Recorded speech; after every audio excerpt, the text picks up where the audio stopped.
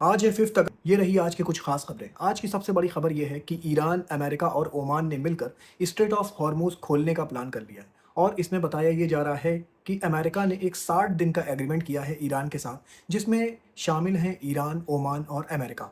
ये डील कुछ इस तरह फाइनलाइज करी गई है कि आने वाली शिप जो होंगी वो ईरान के रास्ते से आएंगी और जो जाने वाली शिप होंगी वो ओमान के रास्ते से जाएंगी। मतलब कि इनबाउंड का रास्ता जो होगा वो ईरान की तरफ से होगा और आउटबाउंड का रास्ता जो होगा वो ओमान की तरफ से होगा।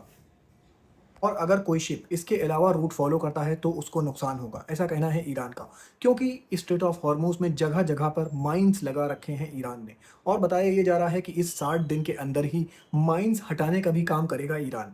लेकिन सबसे बड़ी बात यह है कि एग्रीमेंट्स तो बहुत से होते हैं, लेकिन क्या ये एग्रीमेंट अपने आखिरी पायदान तक पहुंचता है, ये देखने वाली बात होगी।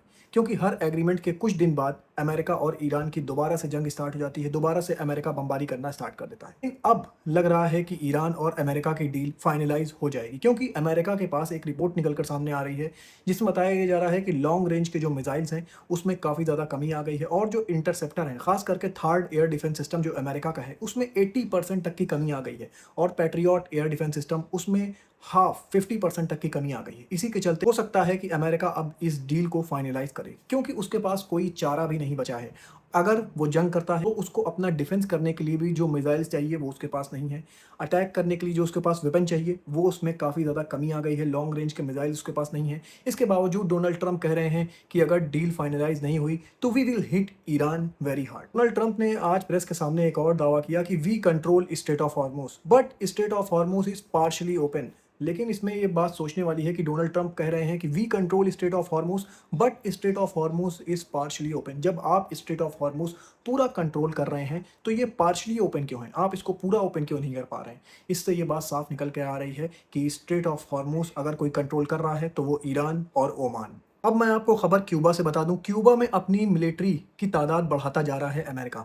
और बताया ये जा रहा है कि हो सकता है क्यूबा के अंदर भी रिजीम चेंज, मतलब कि वहाँ की गवर्नमेंट को चेंज करने का काम कर सकता है अमेरिका। यूएसए के कुछ ऑफिशियल्स ये बात कह रहे हैं कि हो सकता है कि आने वाले दिनों में हम कुछ मिलिट्री एक्शंस देखें क्यूबा के अंदर। क्यूबा के वैसे ही हालत ख़राब है। कल मैंने आपको बताया था क्यूबा में जो इलेक्ट्रिक ग्रिड्स है वो फेल होती जा रही है, क्योंकि क्यूबा के ऊपर इतना ज़्यादा सैंक्शंस लगा है 1964 से कि क्यूबा को जो ऑयल इंपोर्ट करना है उसमें भी दिक्कत होती है। और इसी वजह से जो पावर ग्रिड्स वगैरह में ऑयल की ज़रूरत होती है वो नहीं मिल पाता है। और क्यूबा के अंदर इलेक्ट्रिसिटी के हालात भी बहुत ज़्यादा ख़राब हैं। कई कई एरियाज़ में तो जो कैपिटल है क्यूबा का, कई कई दिन तक लाइट नहीं आती है। और अब मिलिट्री एक्शंस को और ज़्यादा तेज़ करने वाला है यूएसए। मतलब कि हो सकता है कि आने वाले दिनों में आप देखेंगे कि क्यूबा के ऊपर एक बड़ा एक्शन करेगा अमेरिका। खबर आपको चाइना की बता दूं। चाइना ने आज एक लॉन्ग रेंज का बैलिस्टिक मिसाइल टेस्ट किया है, जिसमें बताया ये जा रहा है कि ये बैलिस्टिक मिसाइल कैपेबल है न्यूक्लियर हथियार ले जाने के लिए। और इसका आज सक्सेसफुल टेस्ट किया चाइना ने। चाइना लगातार अपनी जो मिलिट्री ताकत है उसको बढ़ाता जा रहा है और साथ में अपनी टेक्नोलॉजी की भी ताकत को दिन ब दिन मजबूत करता जा रहा है। खबर आपको रशिया और यूक्रेन की बता दूं। रशिया ने यूक्रेन के कैपिटल पर एक बड़ा हमला किया, जिसमें बताया ये जा रहा है कि 14 लोगों के मारे जाने की खबर है और लगभग 27 लोगों के घायल होने की खबर है। ये हमला बैलिस्टिक मिसाइल से किया गया था और यूक्रेन की कैपिटल कीव इस बैलिस्टिक मिसाइल के हमले को इंटरसेप्ट नहीं कर पाया, जिसमें क्या हुआ कि काफ़ी ज़्यादा नुकसान हुआ है कीव के अंदर, जिसमें 14 लोगों के मारे जाने की भी खबर है। दोनों कंट्रीज़ एक दूसरे के ऊपर बहुत बड़े बड़े हमले कर रही हैं और अगर दोनों कंट्री जल्द ही सीज़ फायर नहीं कर लेती हैं तो दोनों ही कंट्रीज़ के इंफ्रास्ट्रक्चर को आने वाले दिनों में बहुत ज़्यादा नुकसान होने वाला है। अब मैं आपको वेदर रिपोर्ट बता दूं। आज साउथ कोरिया के आसमानों में एक अजीब फिनोमेना देखा गया। ये जो आप आसमानों में जलता हुआ गोला देख रहे हैं, ये कोई आग का गोला नहीं है, ये चांद है। लेकिन आज की इसकी फुटेज जो निकल कर सामने आ रही है ये बहुत अजीब है और ये फुटेज बहुत ज़्यादा वायरल हो रही है। इस वजह से मैंने आपके साथ ये फुटेज शेयर किया।